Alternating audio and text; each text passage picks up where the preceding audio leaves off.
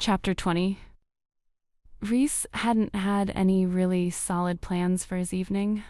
Mostly, he'd thought about sitting on the horribly uncomfortable couch his father had bought for this place and drinking a bottle of red wine. Somewhere in there, he'd planned on making time for both some half-hearted Googling of curse removal and feeling sorry for himself, but he'd only just opened the bottle of Sarah he certainly hoped Simon had been saving for a special occasion when his phone buzzed. Vivian. Many things went through his head when he saw that she was asking him to meet her near midnight, giving him just an address, and only 80% of them were filthy. Clearly, he was growing as a human being. So he grabbed his coat, plugged the address Vivian had given him into his phone, and hoped his rental car would hold up this time. It did, but when he came to a stop on a dirt road barred by a metal gate, he kind of wished he'd blown a tire near the house and had just called it a night, gone back to his original plans. Vivian was standing by the gate, dressed all in black, her hair pulled back in a tight French braid, and as Rhys stepped out of the car, he took in her outfit, complete with black leather gloves. "Have you brought me out here to murder me?" he called. "Because that probably would solve your problems, but I have to say, I object on both moral and personal grounds." Shaking her head, she came closer, and Rhys caught another whiff of that damnable scent, sweet and heady, against the crisp and smoky autumn evening. "We're going on a kind of ... quest." For the first time, Rhys noticed the satchel she had strapped across her chest, the torch flashlight, he reminded himself, in her hand. "A curse-breaking quest?" he asked, and she frowned. "It's curse-related." Well, that was promising at least. Tapping the flashlight she held, Rhys asked, "Don't trust your little illumination spell?" The flashlight blinked on, and he could finally see her face dearly. Her pupils were huge in those hazel eyes, and she looked a little pale. Nervous, too. Didn't think it was worth the risk. Reaching into her satchel, she pulled another flashlight out, handing it to him. "Come on." With that, she turned and headed back toward the gate, vaulting herself over with an ease that shouldn't have turned him on. Nearly so much. But then, he was becoming used to finding airily everything Vivian did erotic. Walking, jumping over fences, liking polka dots. All of it was immensely appealing. And if Rhys took a bit of satisfaction when he noticed her own eyes glaze over a little as he placed one hand on the gate and icily hopped it, well, he was only human. Which also meant that the second his feet crunched on the dry leaves littering the road, a shiver of apprehension raced up his spine. They were in the middle of nowhere in a forest. He checked his watch, 11:47 p. The night was so black it felt like it was pressing in on him, and he stopped, catching her elbow with one hand. "All right, I pride myself on being the sort of bloke who rolls with the punches, but seriously, where are we going?" Vivian nodded up the road. "There's a house up there. Well, a cabin, really. Several of the witchy students at Penhaven have rented it in the past." Pausing, Vivian fiddled with her flashlight, and Rhys prodded her foot gently with his toe. "Go on." She cleared her throat. "Including Piper McBride. The ghost we saw in the library. And now we have to catch her." Vivian went to continue walking back up the road, and Rhys caught her elbow again. "I'm sorry, did you say we're going to catch a ghost?" Blowing out a breath, Vivian threw her hands up. "Not catch, exactly. We just have to hold on." She fished in her satchel again, and Rhys wondered if it was some sort of Mary Poppins bag. What was she going to pull of that thing next? Sword? Houseplant? "We just have to light this," she said, and Rhys squinted at the silver candle she held. A Eurydice candle. Where did you even get that? Rhys had only seen one once before, in a locked cabinet in his father's lit brary, and Rhys was pretty sure Simon had threatened him with bodily harm if he ever touched the thing. They were rare to come by, and the magic they used was powerful stuff. "Amanda," Vivian said, and when Rhys just kept looking at her, she shoved the candle back in her bag. "She's one of the college witches. Dr. Arbuthnot sent her to my office with the candle.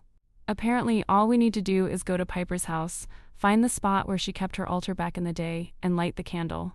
Then the candle will pull her spirit into it, trapping it within the candle, which can then be lit somewhere else, releasing her more safely." "Right," Vivian said with a nod. "And then the college witches can rebind her." Overhead, an owl hooted, and Rhys tilted his head back to study the night sky. The moon was nearly full, skeletal trees reaching up for the stars, the perfect night for summoning up evil ghosts, and Reese knew deep in his gut this was a terrible idea. Why can't they come do it themselves? He asked, and Vivienne sighed, pushing a stray bit of hair off her forehead. It has to be us. We're the ones who set her free, so we have to capture her. But the candle does all the work. We just have to light it, wait for her spirit to, She lifted a hand and made a kind of swooping motion, sucked into it, and then done. She smiled at him, possibly the fakest smile Reese had ever seen in his life. Easy as pie. You mean one of those kinds of pies they used to stuff live birds in, I take it? Because nothing about this strikes me as particularly easy, Vivienne. Amanda said it would be. Oh well, if Amanda said it would be, then no problem at all. Our old friend, Amanda. Rolling her eyes, Vivienne turned away. Maybe I should have come on my own. Maybe neither of us should have come, and you should have told that witch to bugger off. I thought you didn't like the college witches anyway.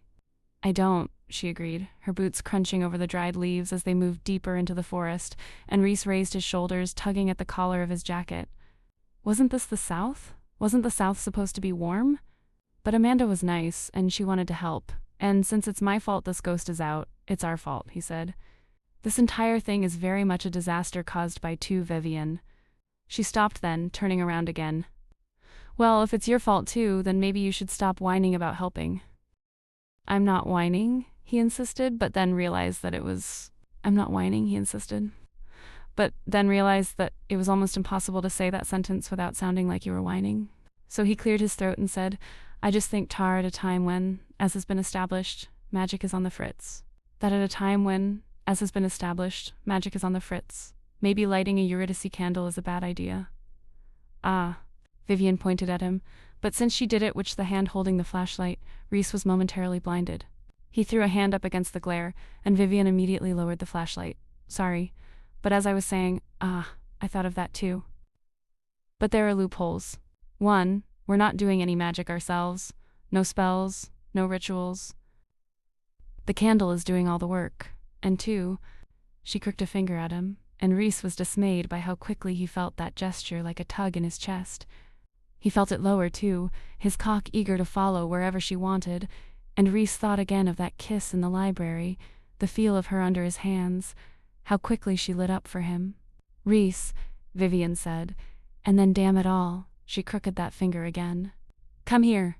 He was truly an idiot.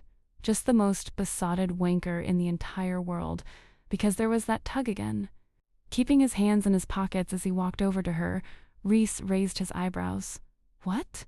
Placing one hand on his shoulder, she lightly pushed him a few steps to her right, and then looked up at him with that sunshine smile. I forgot to tell you. Aunt Elaine figured something out. Curse. It only exists within the town limits. Probably because the magic only fools Graves Glen. Grifford was a very specific bastard from all accounts, so that makes sense, he acknowledged. Right, Vivienne said. And as of right now, we are officially 3 steps outside the town of Graves Glen. With that, she lifted the hand on his shoulder and wiggled her fingers. That little ball of light she'd conjured up his first night back in town sprung to life and hovered there. It didn't immediately explode into a ball of flame that took his eyebrows off, so Reese assumed she was right. The curse didn't extend this far. That was a relief at least. Now come on. We have a ghost to catch. On, moment of relief over. They continued up the road for a few more minutes, the trees getting thicker, the path narrower, and while Reese didn't have the same sense of foreboding he'd felt in the library, he still wished he were anywhere but here. And then, as the path narrowed even further, Vivienne's shoulder brushed his, and suddenly being on a road through the woods, headed to a haunted house, was not really that bad. Maybe he didn't want to be back on his sofa alone. Maybe he... Oh, fuck me running. Reese came to a sudden stop, staring up at the house that suddenly rose up in front of him. If you looked up haunted house online, he thought, this was the picture you'd get. It looked like something out of every bad horror movie he'd ever seen. And he was less afraid of ghosts than he was catching tetanus as he took in the crooked steps. The shutter slumping from one window, the front door hanging drunkenly on its hinges. Maybe the library needs a ghost, Reese said, studying the house. Maybe we just leave it there. A bit of character, you know? Next to him, Vivienne sucked in a deep breath. We just have to go in and light a candle. I bet we can be in and out in like 3 minutes. That is about 4 minutes longer than I want to be in that house, Reese replied. But then he looked at her, saw her tug her lower lip between her teeth, and knew they weren't leaving until this was done. So, taking a deep breath of his own, Reese held out his hand to her. Let's go catch a ghost.